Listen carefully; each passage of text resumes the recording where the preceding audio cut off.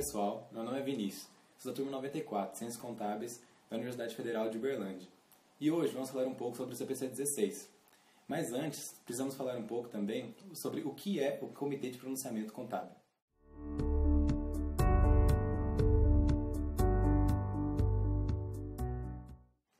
O Comitê de Pronunciamento Contábil foi arquitetado a partir da união de esforços e comunhão de objetivos das seguintes entidades, sendo elas a Brasca, a PIMEC Nacional, Bovespa, Conselho Federal de Contabilidade, FIPECAF e IBRACON.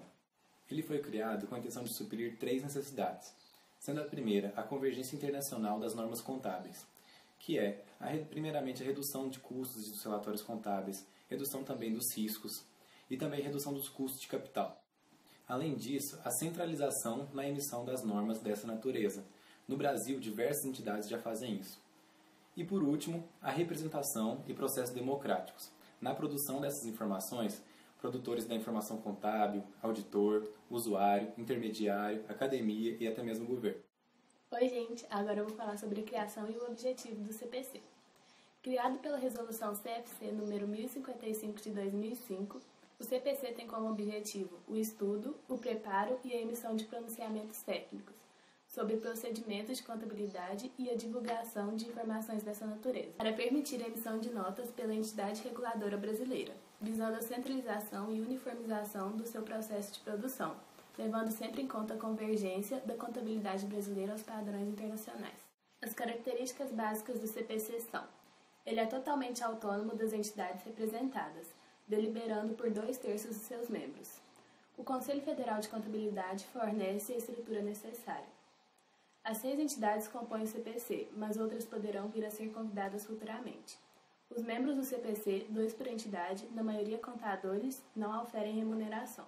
Oi, gente! Além dos 12 membros atuais do Comitê de Pronunciamentos Contábeis, serão sempre convidados a participar representantes dos seguintes órgãos: Banco Central do Brasil, Comissão de Valores Mobiliários, Secretaria da Receita Federal e Superintendência de Seguros Privados. Outras entidades ou especialistas poderão ser convidados. Poderão ser formadas comissões e grupos de trabalho para temas específicos. Os produtos do CPC são pronunciamentos técnicos, orientações e interpretações. Os pronunciamentos técnicos serão obrigatoriamente submetidos a audiências públicas. As orientações e interpretações poderão também sofrer este processo. A estrutura do Comitê de Pronunciamentos Contábeis resume-se em uma assembleia dos presidentes das entidades, os quais elegem os membros do CPC, representantes das 6 entidades, com mandatos de 4 anos, exceto metade dos primeiros membros, com 2 anos. Podem também, por 3/4 de seus membros, indicar outros membros do CPC, além de poderem alterar o regime interno do CPC. O Comitê de Pronunciamentos Contábeis possui 4 coordenadorias: a de operações, a de relações institucionais, a de relações internacionais e a técnica.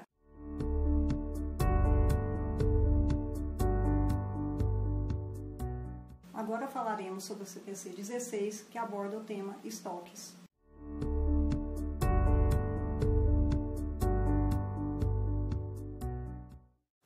O CPC 16 tem como objetivo dar tratamento contábil aos estoques. A questão fundamental nos estoques é quanto ao valor de custo a ser reconhecido e mantido em seus ativos até que sejam realizadas suas respectivas receitas. Este pronunciamento se aplica a todos os estoques, exceto contratos de construção, instrumentos financeiros, atividade de produtos agrícolas e florestais, atividade de produtos minerais e commodities. Agora vamos para as definições. Como sabemos, os estoques são ativos que são mantidos para venda no curso natural dos negócios e também em processo de produção para vendas ou em materiais e insumos a serem transformados e consumidos no processo de produção ou na prestação de serviço. Agora vamos definir o que é valor realizável líquido e valor justo. Valor realizável líquido é o preço de venda no curso normal dos negócios, deduzido de todos os seus custos necessários até a sua concretização. Valor justo é o preço da venda de um ativo ou da transferência de um passivo em uma transação não forçada na data de sua mensuração.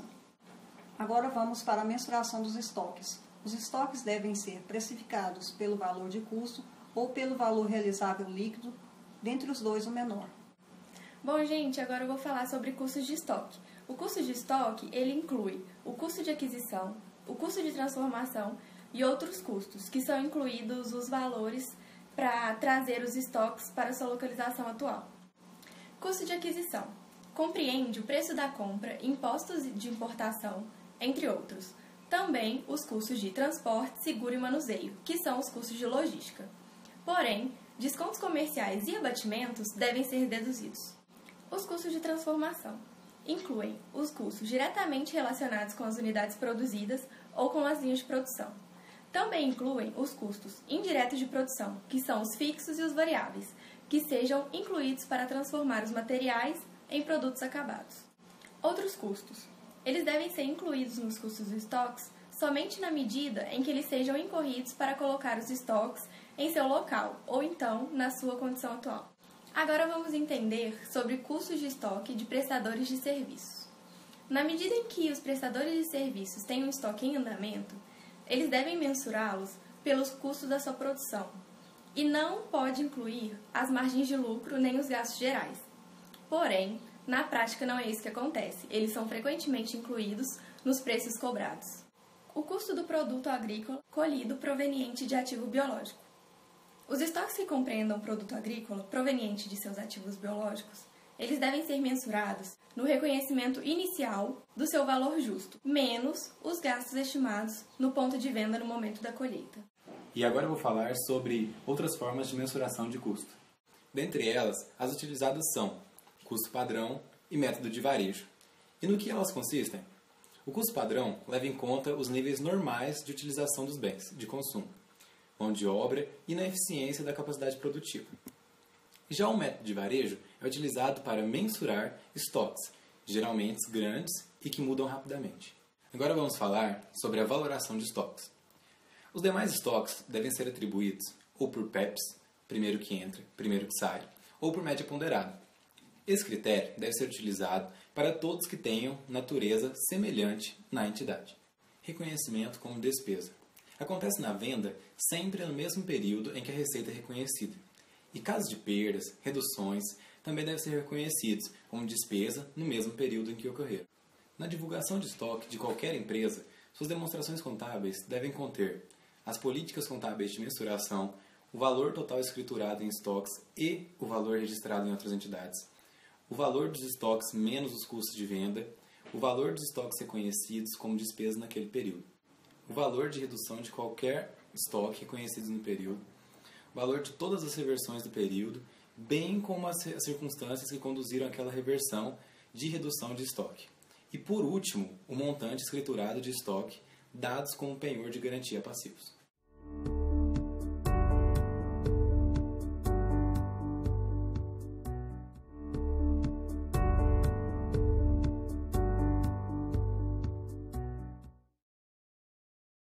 Pronunciamento de conteúdo a seguir.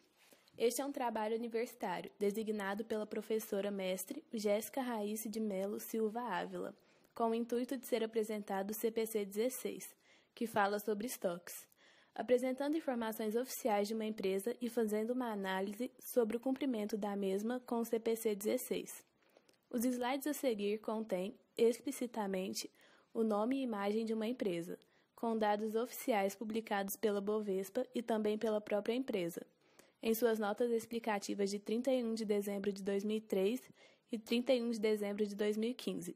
Todas as informações são de conhecimento do público. A empresa escolhida foi a Lojas Americanas S.A.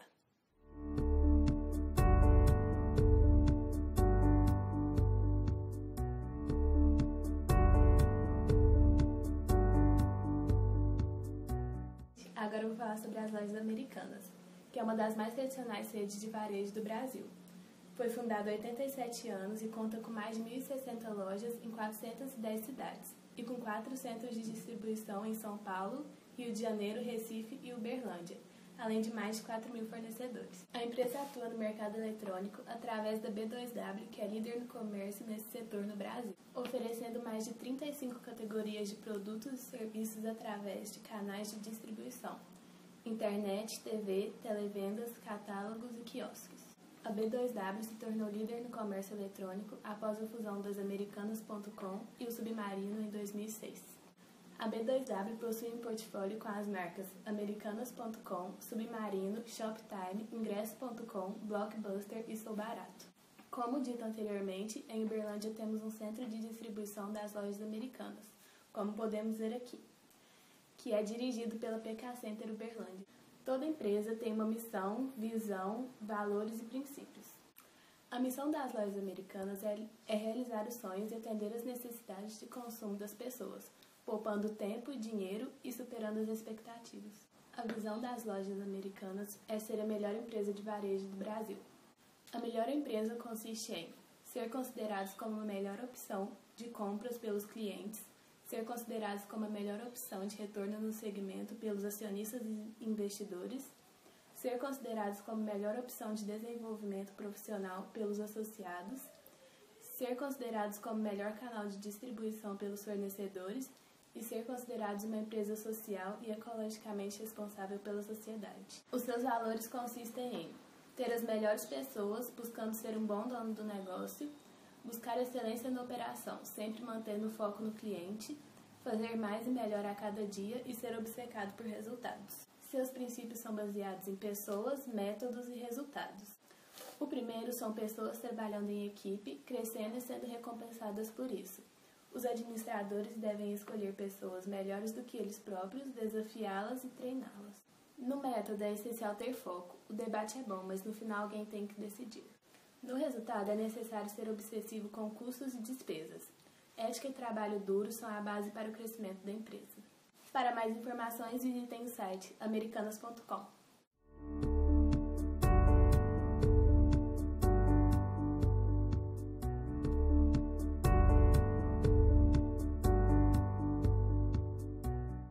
Mediante o que foi apresentado, nós desenvolvemos um quadro composto pelas informações que as demonstrações contábeis das empresas brasileiras devem divulgar segundo o CPC 16. A avaliação dos dados foi feita por meio do método binário, ou seja, se a empresa divulgou determinada informação, a nota é 1. Caso não tenha divulgado, a nota é 0. Nós analisamos as demonstrações contábeis individuais e as notas explicativas das lojas americanas S.A., dos exercícios findos em 2003 e 2015. Desse modo, percebe-se que o nível de informações divulgadas em 2015 superou em 3 pontos as informações divulgadas em 2003. Ou seja, em 2015 foi divulgada uma maior quantidade de dados.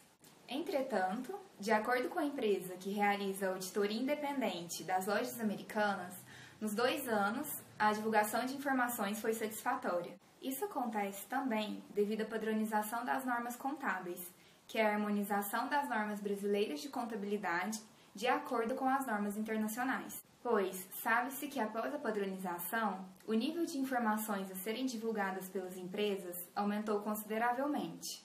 Portanto, conclui-se que em 2015, os dados divulgados estão de acordo com o CPC 16 e em 2003, os dados divulgados não estão de acordo com o CPC 16.